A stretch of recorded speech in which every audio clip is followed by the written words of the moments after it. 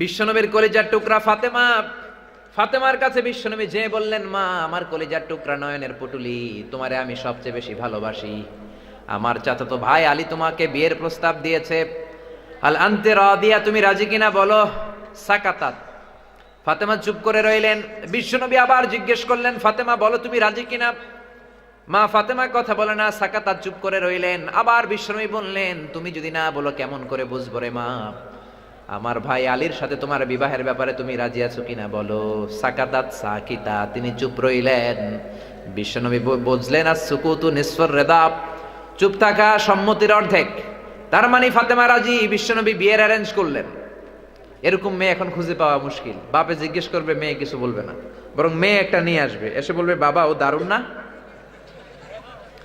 বলে না। এরপরে পোলাও কয়, ড্যাড আমি হইলাম ইয়ো ইয়ো, আছে না নাই? এজন্য যুবক ভাইয়েরা সাবধান, ফ্যান্সি ডিলিয়া বা খাবা, আযাবার গজব নাজিল করবে কে? জিনার মধ্যে যদি জড়িয়ে দাও, দেশের মধ্যে আযাবার গজব নাজিল করবে কে? এজন্য বাবারাও সহজ হন, মেয়ের বাবা ছেলের বাবা সহজ হয়ে যান, অল্প মহারানা নির্ধারণ করেন।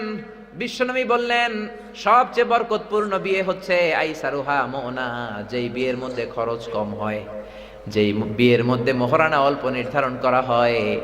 ইসলামী মহারানাটা দেয়াকে ফরজ করে দিয়ে দেয়া হয়েছে বিয়ের মধ্যে। জোরে বলেন ঠিক কিনা?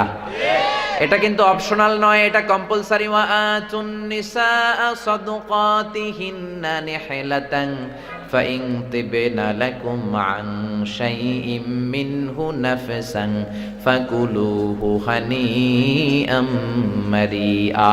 বিয়ের রাতে টাকা দিয়ে দাও, পয়সা দিয়ে দাও। এখন এগুলো নাই, শুধু ধোঁকাবাজি। কে কেমনে ধোঁকাবাজি করবে? 20 লক্ষ টাকা মহারানা নির্ধারণ করে, 20 টাকাও দেয় না, আছে না নাই? এরপর বিয়ের ভেতরেও ধোঁকাবাজি, আছে না নাই?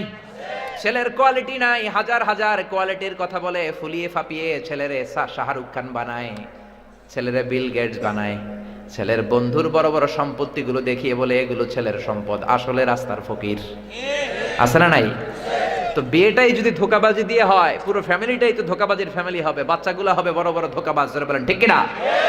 আবার বিশ্বনবী মেয়েকে বিয়ের পিঁড়িতে বসানোর আগে ধোঁকাবাজি করতে নিষেধ করলেন। বিশ্বনবী বললেন, পরচুলা পরবা না।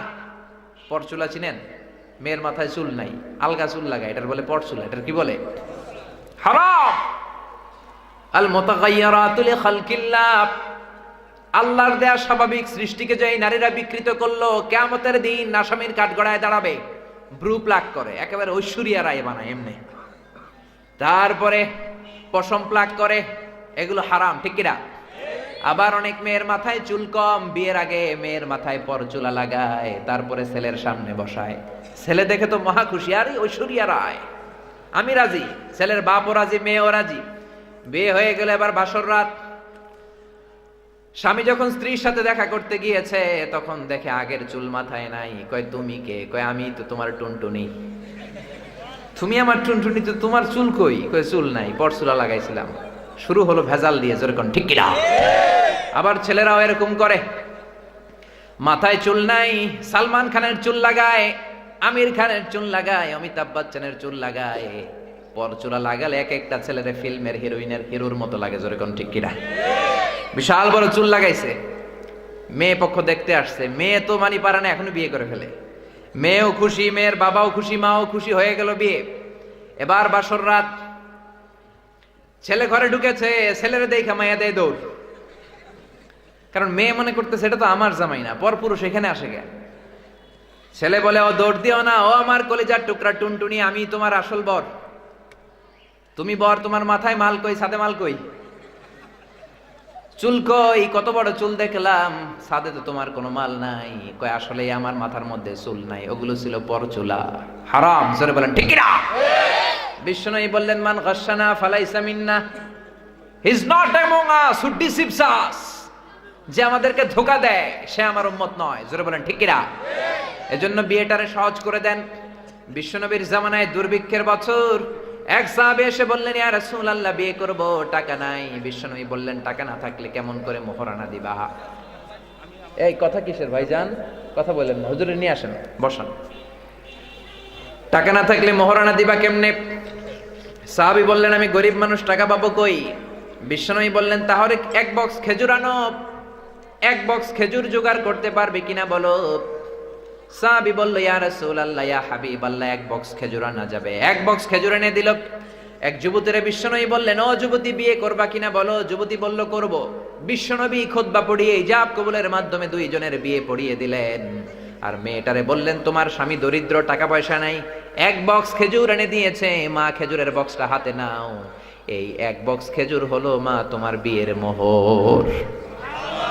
আরো আস্তে কোন সুবহানাল্লাহ। এক বক্স খেজুর দিয়ে বিয়ে হয়ে যায়। আবার এক সাহাবী বললেন নবী বিয়ে করব। বিশ্বনবী বললেন হালে ইনদাকা সাদাক, মহরানা কই? মহরানা নাই। খেজুর আসেনি? কয় খেজুরও নাই। কি আছে? কয় কিচ্ছু নাই, পরনের লুঙ্গি ছাড়া কিছু নাই।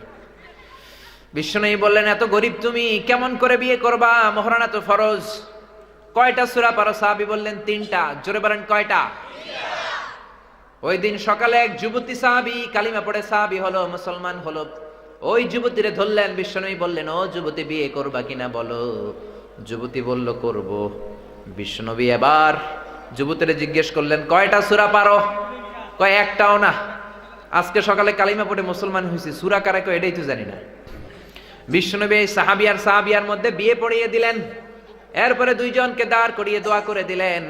আর মেয়েটারে ডেকে বললেন মা তোমার স্বামীর কোনো টাকা পয়সা নাই, মহরানা দেওয়ার ক্ষমতা নাই, তুমি কোন সূরা পারো না, তোমার স্বামী সূরা পারে কয়টা? তুমি একটাও পারো না, তোমার স্বামী পারে 3টা। আজ থেকে প্রতি রাতে এশার নামাজের পর তোমার স্বামী একটু একটু করে 3টা সূরা তোমারে মুখস্থ করায় দিবে মা।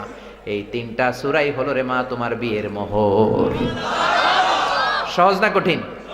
এজন্য খবরদার, সহজ হয়ে যান। মহরানা আমরা বাদ দিছি আর যৌতুক ঢুকে গেছে। জোরে কোন ঠিক কিনা? যৌতুক খাওয়া যাবে? জোরে বলেন। যৌতুক চাওয়া মানে হচ্ছে ভিক্ষা চাওয়া। তুমি যৌতুক না আছে ভাঙ্গা একটা প্লেট নিয়ে মসজিদের বারান্দায় বসো। এই যৌতুককে সুলতানপুরের যুব সমাজের ভাইয়েরা, যৌতুক মুক্ত গ্রাম গড়ার, সমাজ গড়ার শপথ তোমাদেরকে নিতে হবে। জোরে বলেন ঠিক কিনা? যৌতুক যেন না থাকে। বাবা যারা আছেন তারা হাত তোলেন। ছেলের বাবা যারা, আল্লাহরে বলেন আল্লাহ আমার ছেলের বিয়েতে 1 টাকা যৌতুক নিব না। দেখেন কত আস্তে আস্তে করে হিসাব মিলায় রাখছে। মাইয়ার বিয়েতে দিছি, পোলার বিয়েতে উসুল করুন। হাত নামান। বাবা করে দিয়ে হবে না। ইয়াং ছেলে বিয়ে করো নাই, হাত তোলো। বিয়ে যারা করো নাই হাত তোলো। চিৎকার দিয়ে আল্লাহরে শোনাও, বলো আল্লাহ আমার বিয়েতে 1 টাকাও যৌতুক খাবো না। আমিন। আর জোরে আমিন। এই যে ভিডিও করে রাখছে না, মেয়ের বাবা যারা আছেন বিয়ের সময় ভিডিওটা লাগলে দেখায় কারা কারা এলাকার হাত তুলে বলছিল যে যৌতুক খাবে না। এই 1 কপি দিয়ে দিবে সবাই। এজন্য খবরদার বিয়েটারে সহজ করে দেন। বিয়ে যেই দেশে কঠিন হয়ে যায়, জিনা ওই দেশে সস্তা করে দেয় কে? তার মানে 1 নাম্বার মদ খেলে আযাব হয়, 2 নাম্বার জিনা করলে দেশের মধ্যে আযাব হয়, 3 নাম্বার নাচ গান করলে আযাব হয়। জোরে কোন ঠিক কিনা? বাংলার জমিনে নাচের অনুষ্ঠান আছে না নাই? রুব্বানে নাচে কোমর দুলায়া, গায় না? ফেরেশতারা কি বলবে জানেননি? আপনারা বলবেন রুব্বানে নাচে কোমর দুলায়া, ফেরেশতারা বলবে তোরে পিটামু আমরা ঝুলাইয়া। জোরে বলেন ঠিক কিনা?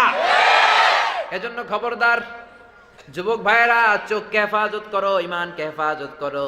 গানের কনসার্ট, নাচের অনুষ্ঠান, নৃত্যানুষ্ঠান এগুলোতে যাওয়া যাবে না। জোরে বলো ঠিক কিনা? আবার অনেক যুবকেরা হিন্দুদের নৃত্যানুষ্ঠানে যায়, হিন্দুদের শ্যামা সঙ্গীত দেখতে যায়, শ্যামার নাচ দেখতে যায়। আছে না নাই? নাচে শ্যামা তালে তালে তালে তালে তালে তালে তালে তালে। কবরে গেলে ফেরেশতারা বলবে জোতা মারবো তোর গালে গালে গালে। জোরে বলেন ঠিক কিনা? এজন্য খবরদার যুবক ভাইয়েরা, এই 4টা কাজ গুনে গুনে বেঁচে থাকবা। মদ, ইয়াবা, ফেন্সিডিল, হিরোইন খাওয়া যাবে না। 2 নাম্বার জিনার কাছেও যাওয়া যাবে না। 3 নাম্বার নাচের অনুষ্ঠানে যাওয়া যাবে না। 4 নাম্বার হারাম গানের অনুষ্ঠানেও যাওয়া যাবে না। জোরে বলেন ঠিক কিনা? এগুলো থেকে বেঁচে থাকলে দেশটারে বরকতময় করে দিবে কে? আল্লাহ। আর নারীদের প্রতি সংক্ষেপে উপদেশ, জি বাংলা দেখা যাবে না। জোরে কোন ঠিক কিনা? স্টার জলসা দেখা যাবে না। কিরণমালা দেখা যাবে না। এগুলো হচ্ছে পারিবারিক অশান্তির মূল। জোরে বলেন ঠিক কিনা?